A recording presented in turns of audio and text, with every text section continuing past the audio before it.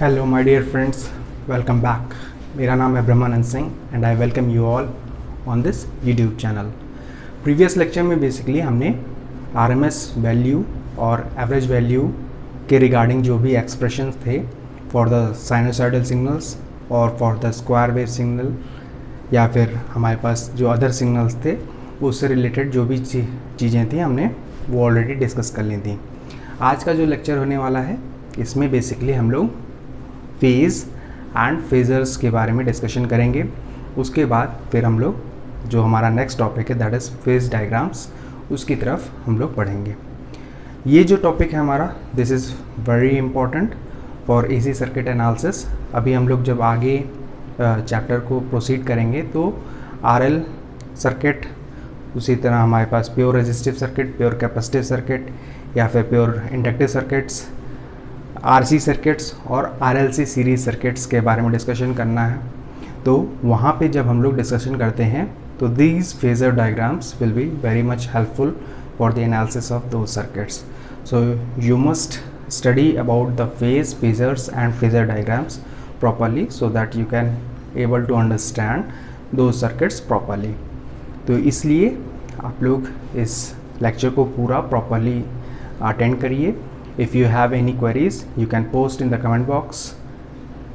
अगर आपको ये सेशन बेनिफिशियल होता है तो you can give a thumbs up, otherwise you can give a thumbs down and you can post your comment and queries so that we can make these lectures beneficial for you people. तो आइए आज का जो हम लोग का topic है वो स्टार्ट करते हैं हम लोग। तो बेसिकली अगर मैं बात करूं तो हम लोग को जो डिस्कशन करना है अब इस चैप्टर में we are going to mostly related with the sinusoidal signals. तो सबसे पहला साइनोसॉइडल सिग्नल मैं ले लेता हूँ। यहाँ पे मैं ले लेता हूँ I of t is equals to I not sine of theta. देखिए ये हमारे पास जो साइनोसॉइडल सिग्नल है जहाँ पे हमारे पास क्या है, I not is the amplitude, वहीं पे जो मेरे पास थीटा है, theta is called as the angular displacement. अब हम लोग देखते हैं हमारे पास जो एंगुलर वेलोसिटी होती है omega, angular velocity that is equals to omega is equals to angular displacement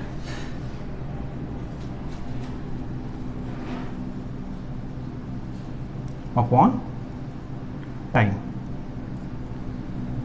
तो यहाँ से मैं क्या लिख सकता हूँ, this angular displacement is theta, this is time T that is equals to omega and that is in radians per second. Omega जो होगा that is going to be in radians per second. तो यहाँ से मैं क्या लिख सकता हूँ, theta the angular displacement is angular velocity into time. तो मैंने क्या किया है, इस एंगुलर यहाँ पे जो हमारे पास एंगुलर डिस्प्लेसमेंट थीटा था उसको मैंने रिप्लेस कर दिया by the help of omega t. So this expression is going to be I of t is equals to sine of या I not sine of omega t. So this is the expression for the sinusoidal signal. यहाँ पे omega क्या है, angular velocity या फिर इसी को हम लोग बोलते थे एंगुलर फ्रीक्वेंसी, इसको हम लोग एंगुलर फ्रीक्वेंसी भी बोलते थे। तो आइए हम लोग कुछ इसका ग्राफ ड्रॉ करते हैं। सबसे पहले अगर मैं साइन ऑफ थीटा की ग्राफ की बात करूं तो यहाँ पे देख सकते हैं हमारे पास जो मैग्नीट्यूड है दैट इज आई नॉट। तो जो हमारे पास मैक्सिमम मैग्नीट्यूड आएगा that is going to be I naught on the positive half cycle और वहीं पे minus I not is going to be on the negative half cycle. तो अगर मैं साइनोसॉइडल सिग्नल का ग्राफ ड्रॉ करूं तो this is going to be I naught और ये जो हमारे पास होगा this is the minimum value that is going to be minus of I naught. तो on Y axis I have drawn I of T and this is T. अब देखिए हमारे पास जो साइन सिग्नल था उसका एक टाइम पीरियड होगा, I am going to denote it by T, और जो कंप्लीट साइकिल कंप्लीट कर रहा है that is going to be of 2 pi radians. तो यहाँ से अगर मैं एंगुलर वेलोसिटी की बात करूँ तो देखिए टाइम पीरियड t में जो टोटल एंगल कवर्ड है दैट इज 2 पाई। तो therefore the angular velocity omega is going to be equals to 2 pi upon t radians per second. तो यहाँ से मैंने ओमेगा कैलकुलेट कर लिया। This is going to be 2 pi upon T. We have already discussed about these relationships in previous lectures, but again to clarify your concepts I am doing it once again.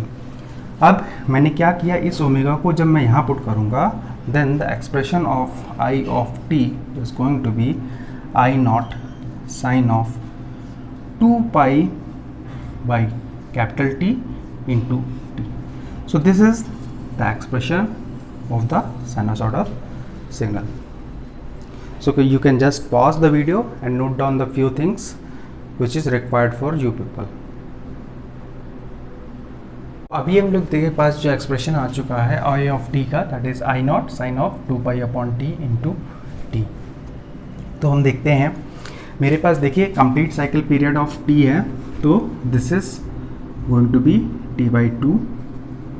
Similarly this is going to be t by 4, this is going to be 3t by 4। मैं certain time instants ले रहा हूँ on the complete cycle of this signal। तो इसी तरह से मैं classify कर सकता हूँ, जो अगर मेरे पास this is 2 pi, this is going to be pi radian, this is going to be pi by 2 और this is going to be 3 pi by 2। तो अगर मैं टाइम की बात करूँ t, ये देखिए ये हमारे पास था थीटा।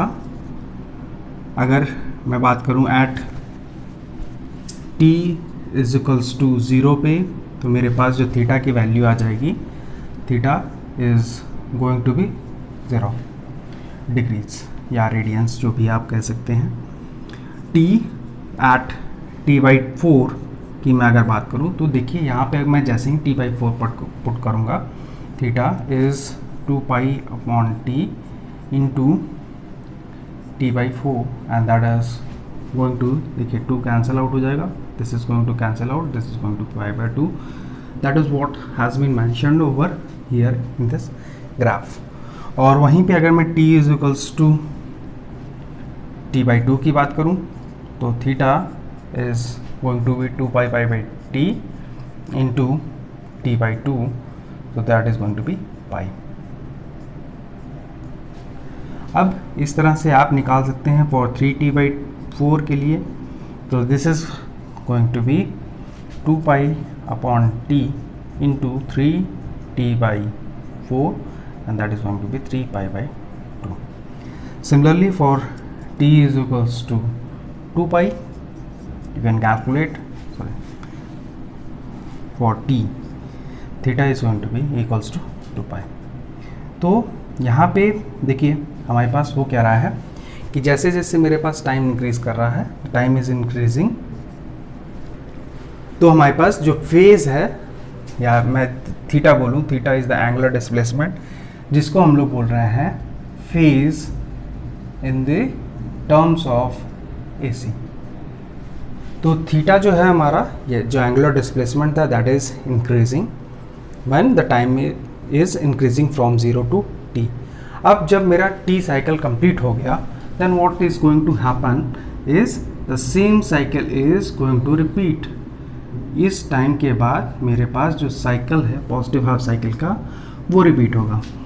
तो basically we are mostly concerned about from time period, so from the time 0 to t। इसी टाइम पीरियड के बीच के जो भी चीज़ें हो रही हैं, we are concerned about it because this signal is going to repeat itself after t times. तो similar kind of things you can check out from here. अब इसी को हम लोग बेसिकली फेज के फॉर्म में कैसे रिप्रेजेंट करेंगे, देखिए t टाइम जब 0 था, उसके बाद मान लीजिए मेरा जो टाइम सिग्नल ट्रेवल किया है दैट इज़ t बाई 2, तो मेरे पास फेज जो आ गया दैट इज़ इक्वल्स टू पाई। तो बेसिकली अगर मैं फेज़ की बात करूँ, फेज़ जो हमारे पास थीटा है, फेज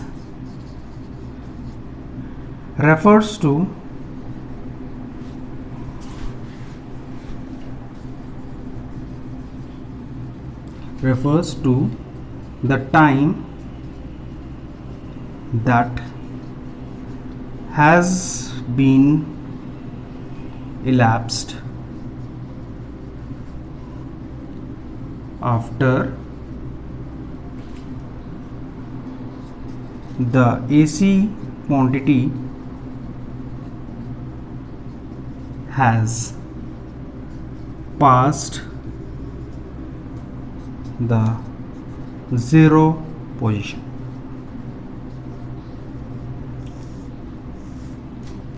अगर मुझे मालूम है कि फेज मेरा पाई है या थीटा मेरा पाई है, तो मैं ये पता कर सकता हूँ कि ज़ीरो पोजीशन के बाद कितना टाइम elapse हुआ है, that is going to be t/2। तो अगर मुझे टाइम पीरियड मालूम है, if you consider this time period of 20 seconds, और मुझे ये मालूम है कि सिग्नल का फेज जो है वो पाई है, so this time has been elapsed and this is equals to 10 seconds. तो अगर फेज मुझे मालूम है, I can calculate what time has been elapsed from the zero position, जहाँ तक मेरी जो वेव है वो ट्रेवल कर चुकी है।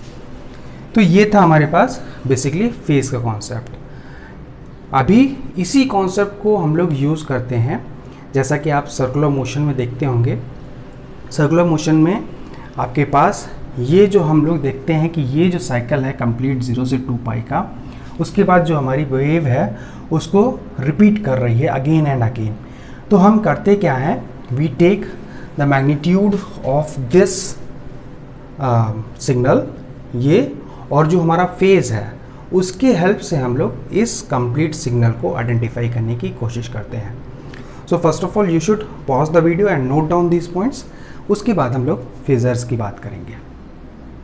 इस सिग्नल जो हमारे पास signal of I of t था, उसको रिप्रेजेंट करने के लिए मैंने क्या किया, इसका मैग्नीट्यूड ले लिया आई नॉट, और उसके साथ में जो फेज है at that particular instant, for example T is equals to 0 पे हमारे पास जो मैग्नीट्यूड है that is going to be I naught. ये सिग्नल को मैं कैसे रिप्रेजेंट कर रहा हूँ, दिस इज आई नॉट, और इसका फेज जो है एंगल से मैं रिप्रेजेंट करता हूँ, and this is going to be 0।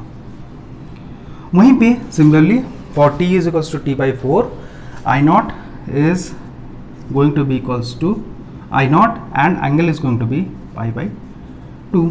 Similarly for t/2 हमारे पास सिग्नल क्या आ जाएगा, this signal is going to be I not angle of pi. वहीं पे this signal is going to be I not and the angle is going to be 3π/2। Similarly for this signal this is going to be I not angle of 2π। तो अब आप दे सकते हैं कि जो मेरे पास फेजर टाइम की रिलेशनशिप की वजह से मैंने जो सिग्नल रिप्रेजेंट किया है, उसमें जो मेरे पास मैग्नीट्यूड है दैट ऑलवेज रिमेन्स कांस्टेंट। तो ये कांस्टेंट है, but the phase is going to change. तो हमने क्या किया है, we have taken the coordinate axes, और हमने क्या किया, we have drawn a unit circle. अगर मैं यूनिट सर्कल ड्रॉ कर रहा हूँ, we can, this is of unit radius 1। अब हो क्या रहा है कि अगर मैं यहाँ एंगल की बात करूँ तो this is going to be 0 degrees.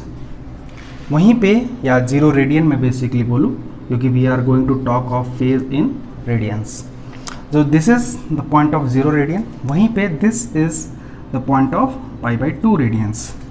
वहीं पे similarly this is 3π/2, sorry this is pi radians, this is 3π/2 radians. तो हो क्या रहा है मेरे पास, अब जैसे ही मैंने आई नॉट का लिया तो मैंने एक सर्कल ड्रॉ किया, जैसे ही मैं इसके साथ आई नॉट मल्टीप्लाई करूंगा तो ये क्या हो जाएगा, this radius is going to become of I naught, और मैंने रिप्रेजेंट कर दिया by the help of vector. तो अगर मैं t इज इक्वल्स टू 0 की बात कर रहा हूँ तो मेरे पास जो वेक्टर है, I not that is representing I angle of 0। तो ये हमारे पास वेक्टर है जो कि आप इस फॉर्म में देख सकते हैं। तो जो हमारे पास t इज इक्वल टू 0 है उस टाइम पे जो हमारा सिग्नल है that is represented by a vector whose magnitude is I naught and the angle is 0 radian. वहीं पे for time t is equal to t/4, अगर मैं t/4 की बात कर रहा हूँ तो क्या हो रहा है, मेरे पास जो सिग्नल है उसका मैग्नीट्यूड तो देखिए I नॉट है again and the angle is π/2। तो मेरा वेक्टर क्या हो चुका है, अब जब t/4 पे हुआ तो वो रोटेट होके यहाँ पे आ चुका है। तो मेरे पास देखिए फेज एंगल कितना हो गया, this is π/2 radian and the magnitude is again I not, so it is again represented by a vector. उसी तरह से हमारे पास अगेन जब मैं t is equals to t/2 की बात कर रहा हूँ तो क्या हो रहा है, angle is pi and the magnitude is I not. तो अगेन मेरा रोटेट होके कहाँ आ चुका है vector, vector is like this. तो ये हो चुका है I नॉट एंगल पाई। और जब मैं t is equals to 3t/2 की बात कर रहा हूँ तो 3t/4 की बात कर रहा हूँ, this is 3t/4, this is going to t/2। तो यहाँ पे जो एंगल जो वेक्टर हो चुका है दिस इज I नॉट और एंगल जो हो चुका है that is 3π/2। Similarly again we are at यहाँ से वेक्टर जो मेरा रोटेट होगा तो again it is going to reach over here. तो यहाँ से हम स्टार्ट हुए, this is point representing this A point is represented by A point on this unit circle, on this circle of magnitude. Radius जो होगा इसका that is going to be, radius is going to be I naught. Similarly for B point we are on B point. C point के लिए again मैं यहाँ पे पहुँच चुका हूँ, D point and E point, D point and E point. E point is again similar to that of A और E point के बाद अगेन मेरे पास जो वेव होगी that is going to repeat itself. तो इसलिए हमने इसको एक सर्कल पे ड्रॉ किया है that is having a radius of I not. और हम जैसे जैसे मूव कर रहे हैं from one axis to another axis my phase angle is going to change. तो इस तरह से हमारे पास एक क्वांटिटी आ गई that is called as phasor. अभी हमने फेज समझा। फेज क्या है, फेज बेसिकली हमको ये डिटरमाइन कर रहा है कि 0 पॉइंट से या 0 पोजीशन से मेरे पास सिग्नल कितना मूव कर चुका है ऑन दैट वेव। अब हमने उसकी हेल्प से दूसरी क्वांटिटी को डिफाइन किया that is called as phasor. Phasor क्या है कि it is a quantity having a constant magnitude but its phase is always going to change. So you can note down these definitions और उसके बाद हम लोग डेफिनेशन इसकी नोट डाउन करते हैं। अब समझते हैं हम लोग what is phasor. Phasor are basically alternating quantities which are represented as a vector और जिसका मैग्नीट्यूड कांस्टेंट होता है that is having a constant magnitude and the magnitude is equals to the magnitude maximum value या amplitude. Basically maximum value लिख सकते हैं या फिर एम्पलीट्यूड लिख सकते हैं। The maximum value having magnitude equals to the maximum value या फिर amplitude of the signal whose phase always changes is called as phasor. तो यहाँ पे हमारे पास देखिए मैग्नीट्यूड जो है the radius is I nought that is the amplitude of the signal और इस वेक्टर का बेसिकली जो हमारा फेज है that is going to change with the velocity of omega. Omega हम ऑलरेडी डिस्कस कर चुके हैं that is the angular velocity या फिर एंगुलर फ्रीक्वेंसी। तो ओमेगा की स्पीड से इसका फेज जो है basically it is going to change as it is going to rotate on this constant radius circle of I not और this is going to move in anti clockwise direction. तो इस तरह की जो भी क्वांटिटीज हैं, जो भी हम लोग रिप्रेजेंटेशन कर रहे हैं of these alternating signals, these are called as phasors. अब फेजर डायग्राम की भी बात कर लेते हैं। हमने फेज की बात कर ली। Phase is basically the time which has elapsed from the 0 position ठीक है। वहीं पे फेजर क्या है, phasor is basically alternating quantity which is represented as a vector of constant magnitude whose phase always change and that rotates with a angular velocity of omega in anti-clockwise direction, उसको हम लोग बोल रहे हैं phasor. अब होता क्या है कि जैसे हमारे पास आई नॉट है, वैसे ही डिफरेंट आई नॉट्स हो सकते हैं, डिफरेंट बेसिकली हमारे पास डिफरेंट वोल्टेजेस हो सकते हैं, डिफरेंट करंट्स हो सकती हैं जिसकी फ्रिक्वेंसी सेम होती है। अगर मेरे पास डिफरेंट क्वांटिटीज़ है, for example I can write down I1 of t हमारे पास जो थी that is equals to I01 sine of omega t। वहीं पे I2 जो है of t is I02 sine of omega t। तो these two quantities are having different magnitudes and these are two different phasors।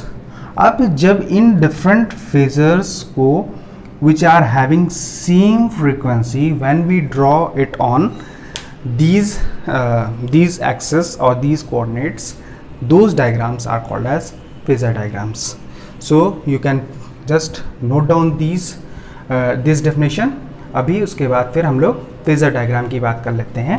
Phasor diagram is basically the diagram in which we draw different alternating quantities as vector quantities। तो phasor diagram की हम लोग बात कर लेते हैं। Basically phasor diagram, तो phasor diagram is it is basically it is a diagram in which alternating quantities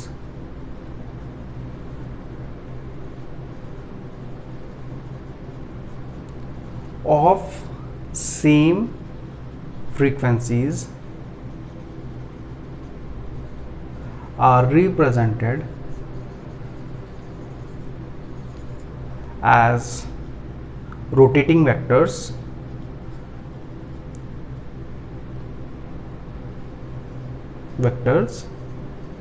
जिसको हम लोग बोल रहे हैं phasors, with the phase angle या phase difference between these AC quantities.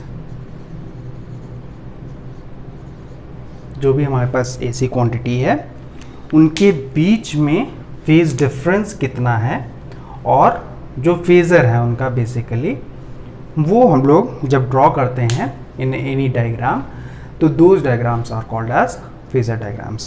So you can just pause the video and note down these definitions. Phasor diagram जो हमारे पास बेसिकली जो वेक्टर रोटेटिंग वेक्टर्स हैं या फेजर्स हैं उनके बीच में बेसिकली फेज डिफरेंस जो है वो ड्रॉ किया जाता है।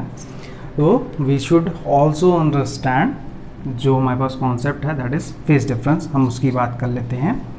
तो फेज डिफरेंस की जब मैं बात कर रहा हूँ, देखिए हमारे पास let us take a quantity v of t is equals to v not sine of omega t। ये हमारे पास एक क्वांटिटी है। वहीं पे हमारे पास आई नॉट या I1 ऑफ t मैं लिख लेता हूँ, this is I01 sine of omega t plus phi, जो हमारे पास फेज डिफरेंस है यहाँ पे, दिस इज फेज डिफरेंस। वहीं पे जो मैं दूसरा टर्म ले लेता हूँ I of 2t is equals to I nought of 2 sine of omega t minus phi. तो यहाँ पे this is the phase difference phi, again यहाँ पे प्लस फाई हो रहा है, यहाँ पे minus phi, the phase difference is again phi. तो अब मुझे देखना है कि मेरे पास जो फर्स्ट सिग्नल और सेकंड सिग्नल के रिस्पेक्ट में और फर्स्ट सिग्नल और थर्ड सिग्नल के रिस्पेक्ट में मैं कैसे फेज डिफरेंस को देखूंगा। और इसमें दो टर्म आते हैं बेसिकली, हमारे पास एक आता है लीड और दूसरा आता है लैग। तो अब देखिए यहाँ पे एक जगह पे प्लस आ रहा है, एक जगह पे माइनस आ रहा है, तो one of these signal is going to lead v of t और one of these signals is going to lag. तो ये लीड लैग का क्या कॉन्सेप्ट है, we will try to understand these concepts. तो फेज डिफरेंस की हम लोग बात जब करते हैं तो देखते हैं हम लोग यहाँ पे, अगर मैं t is equals to 0 put कर रहा हूँ इन तीनों ही एक्सप्रेशन में, तो मेरे पास v ऑफ t की अगर मैं बात करूँ at t is equals to 0, at t is equals to 0, तो मेरे पास फेजर क्या आ जाएगा, basically v nought angle of 0। वहीं पे मेरे पास I1 ऑफ t जो होगा at t is equals to 0, जो हमारे पास आएगा phasor that is I nought 1, और देखिए यहाँ पे आएगा दिस इज प्लस ऑफ 5। वहीं पे जो मेरे पास तीसरा सिग्नल आएगा I2 ऑफ t, तो that is t is equals to 0 पे आ जाएगा, दैट इज एंगल जो हमारे पास आएगा I नॉट 2 और angle is going to be minus of 5। तो अब मैं देखता हूँ, देखिए हमारा जो एंगल होता है that is always going to be measured in anti clockwise direction, और जब एंटी क्लॉकवाइज डायरेक्शन में जब मेज़र हो रहा है तो हम लोग देखिए जब हमारे पास एक्सेस आया तो this is 0, this is plus pi by 2, और यहाँ मैं जब बात कर रहा हूँ this is minus pi by 2, this is pi, plus pi या फिर माइनस पाई, अब दोनों चीज़ें लिखेंगे, दोनों सेम चीज़ है। तो if we are moving from this axis in anti clockwise direction, तो हम लोग लेते हैं प्लस पॉजिटिव फेज डिफरेंस। वहीं पे जब मैं इस डायरेक्शन में मूव कर रहा हूँ तो मेरे पास जो फेज डिफरेंस आएगा that is going to be negative. तो आइए इसको हम लोग समझते हैं by the help of phase diagram. हमारे पास कैसा आएगा ये डायग्राम, तो यहाँ पे मेरे पास जो फेज़र है at t is equals to t 0 के लिए मैंने ड्रॉ किया है तीनों के लिए। तो हमारे पास देखिए at t is equals to 0 v nought और एंगल जो है that is going to be 0 degree, so this is angle 0। वहीं पे जो मेरे पास I1 ऑफ t है दैट इज I नॉट 1 और प्लस ऑफ 5, यानी प्लस ऑफ 5 का मतलब this is going to be in this direction, this is plus of 5, this is I nought 1 angle plus 5। वहीं पे जो मेरा पास तीसरा एंगल है I nought of 2 minus of 5, minus of 5 is going to be in this direction, I nought 2 और minus of 5, so this angle is minus of 5। तो जब मैं कंपेयर करता हूँ when I am comparing V nought with respect to I01, I nought 1, तो मैं कह सकता हूँ I nought 1 leads V nought by a phase angle of 5 degrees. Second conclusion हमने क्या निकाला कि I nought 2 lags V nought by 5 angle. तो आप देख सकते हैं कि by just simply drawing these equations by the help of phasor diagram, I can identify which of the following alternating quantities is leading and which of the following are lagging। तो इसलिए जब हम लोग बात करते हैं AC सर्किट एनालिसिस की, then we are always going to deal with these phasor diagrams, जिनकी हेल्प से बेसिकली हम ये आइडेंटिफाई कर सकते हैं कि हमारे पास कौन सी लीडिंग क्वांटिटी है एंड कौन सी लैगिंग क्वांटिटी है। तो ये तो रहा bye the help of phasor diagram. अगर आपको bye the help of equation find out करना है कि हमारे पास जो क्वांटिटी गिवन है दैट इज़ लीडिंग और लैगिंग, तो हम कैसे आइडेंटिफाई करेंगे? You can just pause the video and note down this quantities. अभी हम लोग बाय द हेल्प ऑफ जो हमारे पास इक्वेशंस गिवन है उसकी हेल्प से हम लोग लीडिंग या लैगिंग क्वांटिटीज़ के बारे में डिस्कशन करते हैं। तो यहाँ पे मेरे पास देखिए फेज जो है बेसिकली देखिए ये ओमेगा टी है। अब मुझे आइडेंटिफाई करना है कि what is the phase difference between omega t, that is the first signal and the second signal, और वो लीडिंग है कि लैगिंग है. Similarly for this first and third signal also we have to identify it is leading और lagging. तो सबसे पहले हम लोग देखते हैं, अगर मैं इस फर्स्ट सिग्नल का ग्राफ ड्रॉ करूं तो at t is equals to 0 जो हमारे पास एंगल आ रहा है that is going to be 0. तो जो हमारी वेव हो रही है बेसिकली वो यहाँ से स्टार्ट हो रही है. It is moving with the frequency of omega T. अभी हम लोग सेकेंड सिग्नल की अगर मैं बात करूँ तो मेरे पास देखिए, जब मैं टी इज इक्वल्स टू 0 रख रहा हूँ तो मेरे पास जो एंगल आ रहा है that is plus of phi. तो यहाँ पे देखिए जो मेरे पास सिग्नल है कुछ प्लस फाई जो है वो आगे बढ़ चुका है signal. This is going to be plus phi.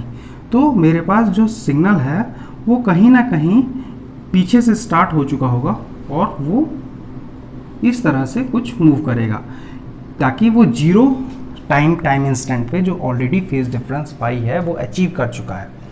वहीं पे जब मैं इस पे टी के इक्वल टू 0 पुट करूँगा so this is going to be negative, this is going to be minus of phi, this is minus of phi. यानी कि देखिए जब मैं यहाँ पे अभी क्या हूँ, मैं सेकेंड हाफ में ही हूँ, we are already in negative half. तभी जब ये सिग्नल एंड होगा तब उसके बाद जो मेरा सिग्नल है वो स्टार्ट होगा and this is going to be like this. तो इस तरह से देखिए this is v of t जो हमारे पास फर्स्ट ग्राफ है. The second graph is i1 of t और यहाँ पे जो थर्ड ग्राफ है this is i2 of t. तो at time instant, some time instant जो मेरे पास इस तरह से सिग्नल आएगा कुछ तीसरा सिग्नल, तो at a certain particular instant I can check out the position of the signal and I can identify which of the waves are leading, which of the waves are lagging. अब देखिए इसके respect में v of t के respect में जो हमारी third signal है वो जो है उसका स्टार्टिंग पॉइंट जो है वो लैग कर रहा है by the phase angle of minus of phi. तो हमारे पास again I2 of t is going to lag v of t by phi angle. वहीं पे जो I1 of t है that is going to lead v of t by phi angle. So these are the concepts related to the phase, phasors, phase diagrams और last topic जो है that is phase difference. So you can just pause the video and note down. यहाँ पे अभी फ़िलहाल मेरे पास जो मैंने रेफरेंस सिग्नल लिया है that is V nought of sine of omega t. You can take any one of these as the reference signal और उसके रिस्पेक्ट में हम लोग जो दूसरा सिग्नल लिख सकते हैं. तो अगर मैं इन दोनों सिग्नल्स को ले लूँ फर्स्ट टू सिग्नल्स तो I can write out as, अगर मैं लिख रहा हूँ we can write these signals. मैं अगर आई ऑफ टी को ले रहा हूँ this is I of t is I not sine of omega t. Then I can write this signal as I V of t जो हो जाएगा. देखिए अगर जब मेरा ग्राफ यहाँ पे आ चुका होगा तो यहाँ से जब आई ऑफ टी स्टार्ट हो रहा है then obviously the phase difference is phi और फाई से जो हमारे पास वी ऑफ टी है वो लैग कर रहा है. तो this is V nought and sine of omega t minus phi. तो अगर मैं आई टी के रिस्पेक्ट में वी नॉट की पोजीशन को लिखने की कोशिश कर रहा हूँ तो अभी यहाँ से आप देख सकते हैं कि जो हमारा वी ऑफ टी है that is going to lag by I of t by a phase angle of I. तो यहाँ पे मैं देखिए ये स्टेटमेंट जो है मेरा I1 of t leads V of t, इसको दूसरी तरह से कैसे ले सकता हूँ कि V of t lags I1 of t by phi. तो ये दोनों ही स्टेटमेंट सेम स्टेटमेंट है. So you should not get confused with this kind of statement. I of t अगर लीड कर रहा है वी ऑफ टी को तो obviously V of t is going to lag I1 of t. तो same signals can be represented as these signals. तो इस तरह से हम लोग बेसिकली फेज डिफरेंस के बारे में डिस्कस कर चुके हैं। एंड विद दीज पॉइंट्स आज का जो लेक्चर है मैं एंड अप कर रहा हूँ। In the next lecture when we are going to meet up, then we are going to start with our first circuit, AC circuit, that is pure resistive circuits. इसमें जो हमारे पास basics of AC circuits थे, those has been completed. If you have any queries, you can post a comment, and if you find it out beneficial for you people, then you can share it so that it can be helpful for other students also. So we will meet up in the next lecture. Till then, stay tuned and keep learning. Thank you.